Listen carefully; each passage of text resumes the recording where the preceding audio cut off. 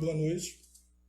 Com muito prazer que estamos aqui mais uma sexta-feira, né, no A Caminho da Luz, para fazer a palestra da semana. E primeiro, agradecer o pessoal que durante a semana, né, acessou e se inscreveu no YouTube. Conseguimos atingir a marca de mais de 1.000 inscritos e tudo correndo bem. Na semana que vem nós já teremos o Heitor na plataforma do YouTube fazendo esse vídeo de uma maneira direta e com mais alguns recursos. Então, o nosso agradecimento. E foi muito legal ver o pessoal torcendo nos grupos nossos de estudo. A contagem, quando chegou em 900, todo mundo foi postando 910, 920, e na hora que chegou no 1.000, realmente foi uma explosão de alegria. Então, nosso agradecimento aí pelo carinho. E a mensagem da diretoria do A Caminho da Luz continua sendo para que todos fiquem em casa, né, com todos os cuidados necessários, e em breve nós estaremos juntos, ok? Na sequência, faremos a página do livro Vinha de Luz, psicografia de Francisco Cândido Xavier, pelo Espírito de Emmanuel. A lição é de número 84. Somos de Deus. Nós somos de Deus. Está em João, 1 João, capítulo 4, versículo 6. Não nos é fácil desvencilharmos dos laços que nos imantam aos círculos menos elevados da vida, aos quais ainda pertencemos. Apesar de nossa origem divina, 1.000 obstáculos nos prendem à ideia de separação da paternidade celeste. Cega-nos o orgulho para a universalidade da vida. O egoísmo encarcera-nos o coração. A vaidade ergue-nos falso trono de favoritismo indébito, buscando afastar-nos da realidade. A ambição inferior precipita-nos em abismo de fantasia destruidora. A revolta forma tempestades de ódio sobre as nossas cabeças. A ansiedade fere-nos o ser.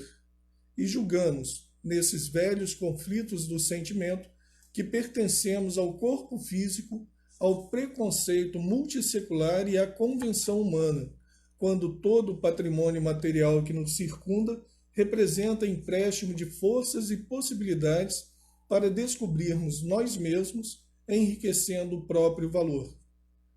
Na maioria das vezes, demoramo-nos no sombrio cárcere da separação, distraídos, enganados e cegos. Contudo, a vida continua, segura e forte, semeando luz e oportunidade para que não nos faltem os frutos da experiência. Pouco a pouco, o trabalho e a dor, a enfermidade e a morte compelem-nos a reconsiderar os caminhos percorridos, impelindo-nos a mente para zonas mais altas. Não desprezes, pois, esses admiráveis companheiros da jornada humana, porquanto quase sempre, em companhia deles, é que chegamos a compreender que somos de Deus. E nesses momentos de aflição pelos quais estamos passando, esse momento de transição planetária, de mudança a nível de mundo, né? Nós temos que recordar sempre realmente que somos de Deus e que temos um Pai amoroso, bom e justo que vela por todos nós e que está cuidando de cada um, ok?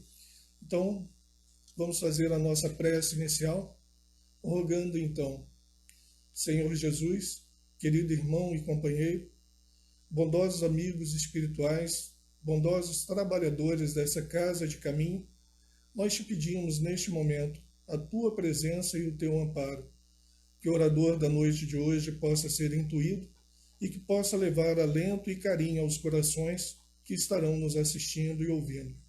Fica conosco, Senhor, hoje, agora e sempre, e que nós possamos permanecer na tua paz.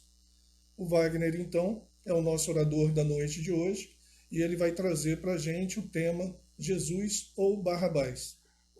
Queria agradecer a Deus e a oportunidade de estar aqui com vocês na noite de hoje para essa mensagem. E agradecer a casa por essa oportunidade de serviço que ela tem me dado aí. É muito bom, é sempre muito bom estar aqui. E para a noite de hoje eu pensei numa reflexão que é uma passagem do Novo Testamento que trata daquele momento em que Jesus passa pelo seu processo de julgamento. É uma história bem conhecida. A gente vai fazer um recorte numa cena que acontece nesse momento. Quando Jesus é julgado, ele é julgado por Pôncio Pilatos. Em geral, o Pôncio Pilatos é muito conhecido, é muito falado sobre ele, sobre a sua esposa, tanto que ele já foi canonizado em algumas igrejas, tanto ele quanto a esposa. Mas a gente quer fazer um recorte diferente. E como a gente tem aprendido no estudo, tem um movimento muito grande de estudo na Bíblia, do estudo da Bíblia no movimento espírita, é muito importante que nós voltemos naquele tempo para entender o que acontece. E a nossa cena é a seguinte: a cena é o momento em que Pilatos entrega Jesus ou Barrabás, pedindo para que o povo escolha um deles. Então a gente precisa retornar um pouco para entender que o povo que tem que fazer a decisão, ele olha para Jesus não da forma como a gente olha. Pelo menos nós que acreditamos aí no Mestre, em sua proposta. Porque para nós, se você for pensar numa linha do Evangelho de João, do Evangelho de Emmanuel, na própria proposta do Emmanuel, a gente pensa em um Jesus que está aqui há 4,5 bilhões de anos. No princípio era o Verbo, e o Verbo era Deus, e o Verbo estava com Deus. 4,5 bilhões de anos, Jesus já era Jesus, e isso é muito para a nossa cabeça. Não dá para a gente ter uma ideia do que isso significa de fato. O importante é que naquele momento, aquele homem, aquele espírito, ele nasce em Israel e se coloca como um homem, com mão, com olho, nariz, com pele. E as pessoas o viam transitando como um homem comum. E naquele cenário que se colocava, é importante perceber o que acontecia com o povo de Israel. Era um povo dominado por Roma. E por que isso é importante? Porque os romanos chegaram, tomaram as riquezas, levavam os filhos dos judeus para a escravidão, para a prostituição, para servir os exércitos. Eles tomavam suas terras e suas riquezas e levavam o povo a pagar impostos altos em função da proposta de que Roma tinha de dominação. Então é natural você pensar que para um povo tão sofrido que eles odiassem os romanos. E talvez essa seja a grande questão, e aí a gente seguindo no espírito do Kardec, de tentar tirar das lições da Bíblia algo que tem a ver com a nossa vida e com as questões morais que são importantes para a gente. Porque a questão que é posta para o povo é uma escolha entre o que Barrabás podia propor e o que Jesus propunha. E quando a gente pensa em Barrabás, você tem várias versões, tem um evangelho que algumas transcrições do evangelho em que ele é chamado de Jesus Barrabás. E Barrabás significa filho do pai. Ele não era um simples ladrão. Ele era um homem que comandava rebeliões e que tinha sido preso por assassinato. Então, o Barrabás ele representava algo que o povo queria. Porque o povo queria alguém que resolvesse os seus problemas, que era se livrar do jugo pesado imposto pelo Império Romano. Então Barrabás estava disposto a dar sua vida empunhando a sua espada pela liberdade do seu povo. Então Barrabás era bem visto por muitas pessoas, porque ele tinha uma proposta: nós vamos lutar agora e vamos libertar o nosso povo dos romanos. E de outro lado você tinha Jesus de Nazaré, num corpo de carne. E a proposta do Cristo é totalmente diferente da proposta de Barrabás. E eu queria ler uma passagem do Evangelho de Mateus, que está no capítulo 5. Eu vou ler só uns trechos, no versículo 39 até o 48. E ele diz assim: Eu, porém, vos digo, para não se opor ao malvado, pelo contrário, ao que bater na face direita, vira-lhe também a outra. Olha que diferença de proposta. Enquanto Barrabás queria a libertação do povo mediante a força, a guerra, Jesus estava dizendo para que o povo não se opusesse ao malvado. E eu pergunto para vocês, olha o cenário como é diferente. Como são propostas diferentes. No versículo 43, ele diz assim: Ouviste o que foi dito. Amarás o teu próximo e odiarás o teu inimigo. Está no livro do Levítico. Amarás o teu próximo está no Velho Testamento. E eu, porém, vos digo, disse Jesus, amai os vossos inimigos. Isso é amor demais para a gente. Isso é uma coisa que transcende toda a nossa linha de defesa quando a gente é atacado. Porque, em geral, é muito mais comum a gente ir no com Barrabás do que ir nessa proposta do Cristo, onde eu tenho que amar os inimigos e orar pelos que vos perseguem. E ele coloca isso como uma condição para que vos tornei filhos do vosso Pai que está nos céus. Portanto, sede vós perfeitos, como perfeito é o vosso Pai celestial. E aí tem que parar, porque é muita coisa. E a reflexão que eu queria trazer para a noite de hoje é exatamente a seguinte. Eu trago a reflexão para mim. De coração, espero que ela sirva para todos nós. Mas se eu tivesse lá, quem eu escolheria? Barrabás, que me dá uma solução imediata da luta contra o sofrimento, ou em Jesus, que nos traz uma proposta de uma vida futura. Porque no diálogo com Pilatos, ele diz: o meu reino não é desse mundo. Então a questão do Cristo é essa. Barrabás te oferece uma luta, onde você luta por um reino que se constrói aqui. E Jesus te oferece, é uma proposta onde nós escolhemos um reino futuro. E é o que o Kardec faz. Explica muito bem no capítulo 2 do Evangelho segundo o Espiritismo, onde ele vai falar sobre a importância da vida futura. E tem um ponto interessante, o Kardec é realmente assim, a gente vai amadurecendo, acho que essa é a palavra, para não dizer ficando mais velho, estudando, e a gente vai vendo que o Kardec tem passagens geniais. Tem um cientista famoso americano chamado Francis Collins, que ele chocou um pouco o mundo dos cientistas, porque ele era de uma família de cientistas, ateu, pai ateu, mãe ateu, essa coisa toda. Ele foi o homem que chefiou o projeto Genoma.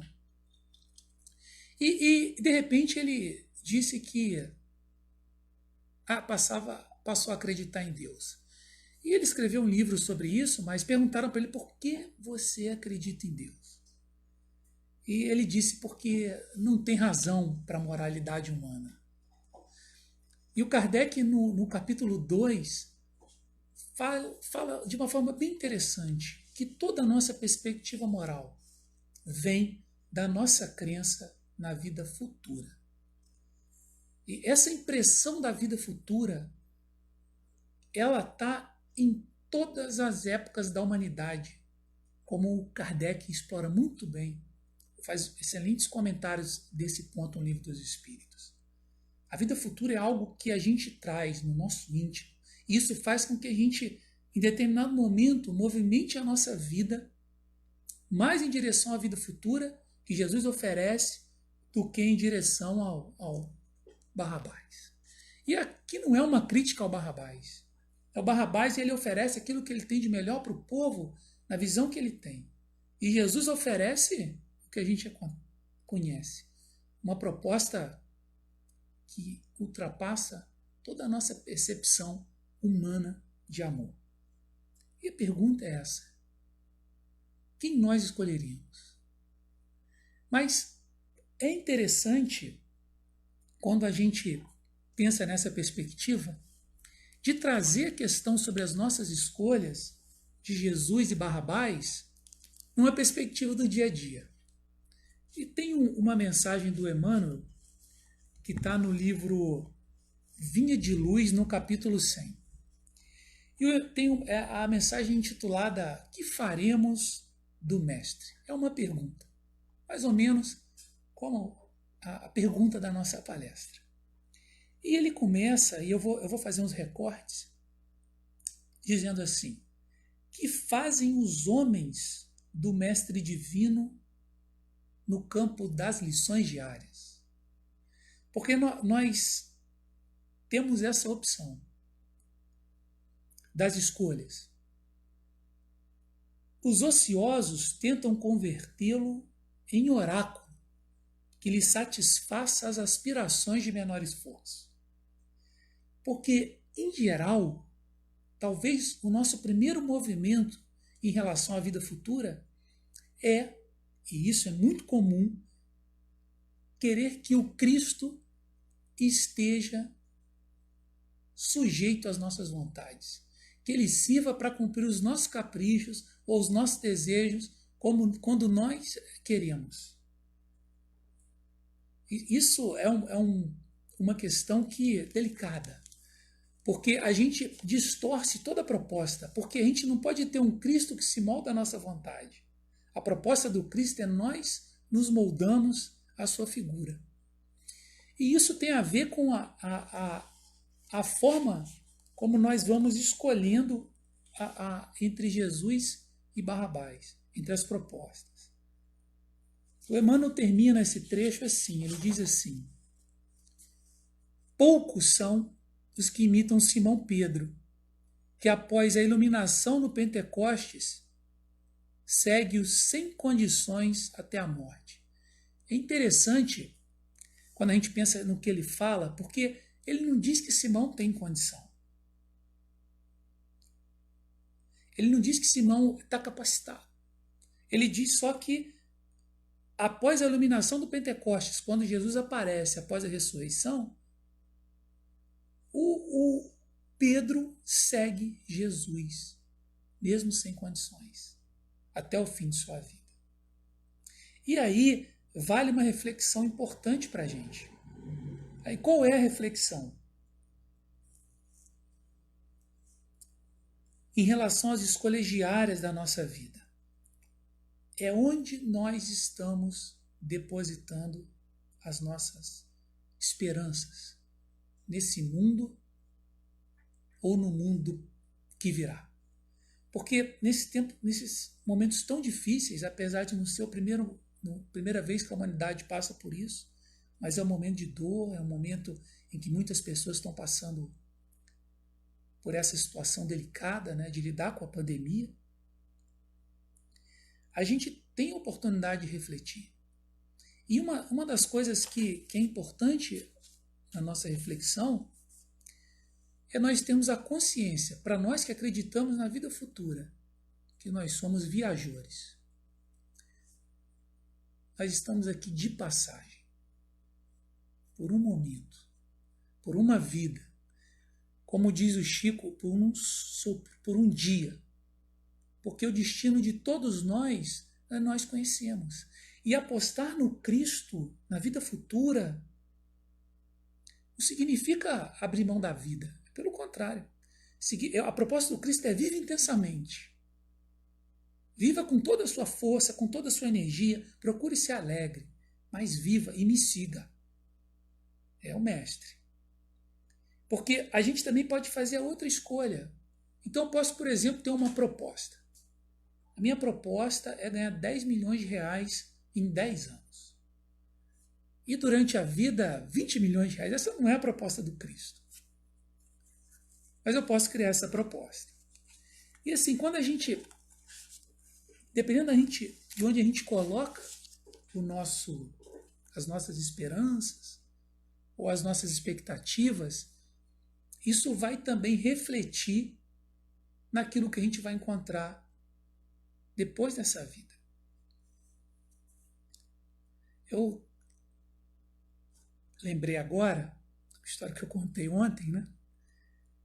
A gente tem estudado o livro, a gente tem um grupo de estudo a gente começou a estudar o livro Voltei. Eu tinha lido o livro Voltei há muito tempo atrás, há uns anos, e ele conta a história do irmão Jacó, que é o Frederico Figner, que foi diretor da Federação Espírita Brasileira. O Frederico Figner era um empresário famoso, ele também trouxe o disco de vinil para o Brasil, era uma pessoa muito respeitada, não só no meio espírita, mas também como empresário. E no livro Voltei, ele conta o desencarne do Frederico Figner e as coisas que ele encontra.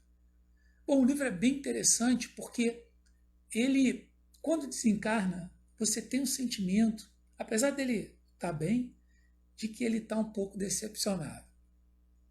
Acho que ele esperava um pouco mais do seu desencarne, porque foi uma pessoa extremamente engajada com o movimento espírita, com as obras assistenciais, mas imagina se não fosse.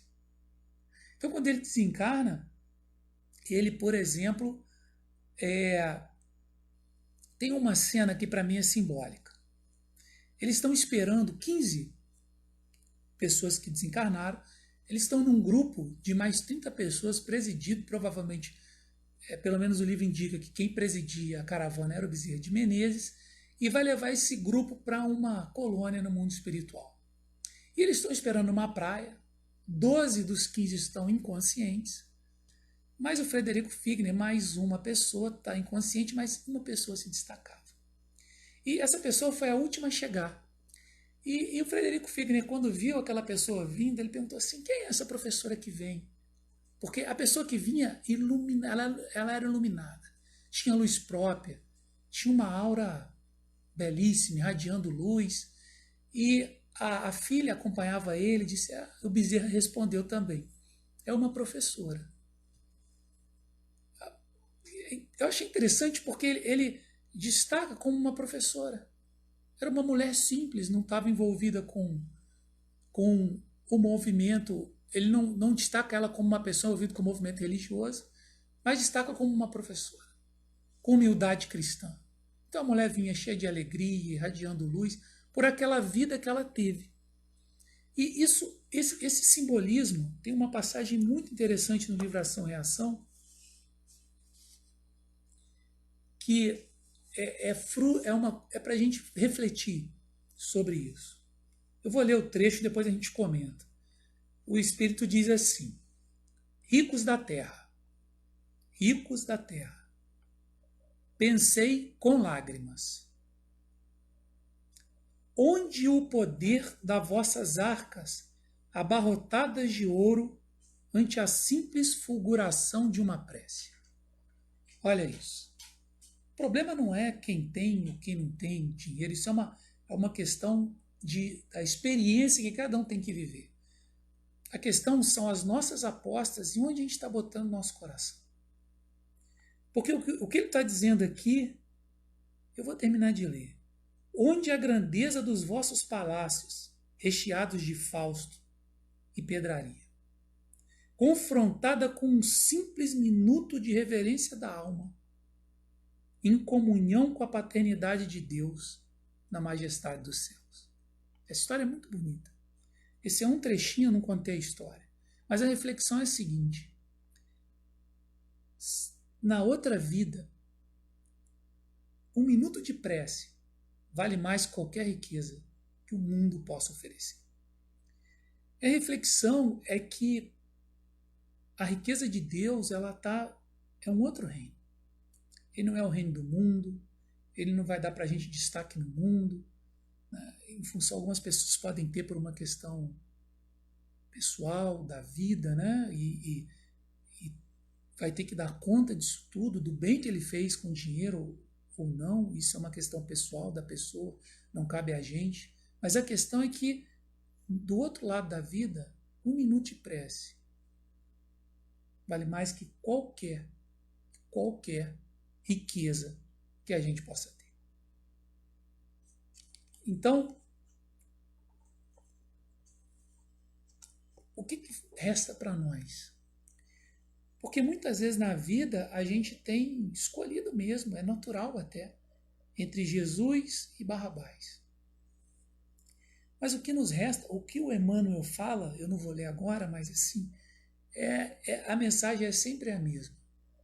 É o trabalho que nos resta. Qualquer trabalho que seja para o bem, e a lógica do trabalho, às vezes a gente inverte a lógica do trabalho. A lógica do trabalho não é eu me preparo, eu estou pronto, eu estou suficientemente pronto para o trabalho. É o trabalho que vai me preparando, aquele trabalho que eu posso fazer, é esse trabalho que vai me preparando para me tornar um homem no sentido de humanidade melhor. Então, o trabalho ele vai modificando. Eu lembro que uma história que eu nunca contei para ninguém, né, eu estou aqui há 4 anos, eu acho, né, no Caminho da Luz, mais ou menos, que eu cheguei aqui 5 anos, estou me corrigindo. E eu lembro que eu vim aqui, fui muito bem recebido para trazer meus filhos para a mocidade. E teve um dia que eu estava no salão, alguém estava fazendo a prece final, e durante a prece, um espírito se aproximou. Né? Eu também, apesar de eu não falar isso sempre, mas de vez em quando acontece algumas coisas assim, senti uma sensação muito boa. E ele botou a mão na minha cabeça e disse o seguinte: olha, vão te chamar para falar aqui na casa. Eu não tinha esse projeto, né, de falar. E eu lembro que o passe terminou, eu geralmente cumprimento as pessoas, e eu fui falar com o Alex, e o Alex falou assim para mim: Wagner, eu falei aqui com a Nani e a gente quer te chamar para falar aqui na casa. Foi num sábado, né? A palestra também foi. Mas a questão é que quando a gente começa um trabalho, a gente vai sendo capacitado para ele. E quando a gente investe nesse trabalho, a gente vai se tornando uma pessoa melhor. E é esse trabalho que vai nos levando em direção ao Cristo, em direção às melhores escolhas na nossa vida. É essa mensagem. Né? Eu acredito no coração que as portas vão se abrindo e que a gente vai aprendendo durante a vida que optar pelo reino de Deus, esse que Jesus trouxe, é muito melhor do que a outra proposta. Para terminar, eu peguei um poema, gostei bastante. Eu nunca fui muito afeito a poema, mas é o meu amigo poeta. O amigo poeta me mudou. Então eu vou terminar para nossa reflexão. É um poema da Elaine Bertoni, eu não conheço, mas inspirado. No meu deserto, nas grandes obras da criação, nos conhecemos pequenos. Afinal, somos apenas humanos, grãos de areia na imensidão. Céus, mares, matas e desertos são cenários de força e grandeza, cujo fascínio nos faz despertos na energia do Criador da beleza. Quanto menor nos sentimos, maior é sua presença em nós. É de sua beleza que nos revestimos, quando a nossa aridez é atroz. No infinito onde habita, invoco sem cessar sua presença. Ó, bom Deus, não permita que eu me feche à indiferença. Quero buscá-lo, onde quer que esteja, porque minha força por si só inexiste. Sem sua presença, jamais serei a mesma. apenas uma figura triste que só conhece a incerteza. Jesus nos ampare, nos abençoe, que nos ensine a escolhê-lo sempre, em cada momento da nossa vida. Muito obrigado.